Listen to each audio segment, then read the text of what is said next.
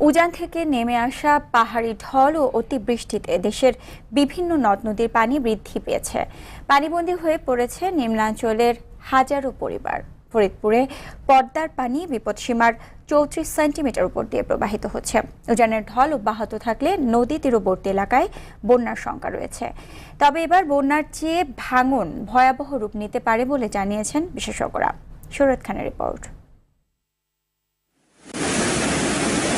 উজান থেকে নেমে আসা পাহাড়ি ঢলে ফরিদপুর ও রাজবাড়ী এলাকায় পদ্মার পানি বিপদসীমার উপর দিয়ে প্রবাহিত হচ্ছে। তলিয়ে গেছে বেশ কয়েকটি ইউনিয়নের ক্ষেতের ফসল ও চরের রাস্তাঘাট। তীব্র স্রোতে দৌলতদিয়া ও পাটুরিয়া ফেরিঘাট দিয়ে যান চলাচল ব্যাহত হচ্ছে।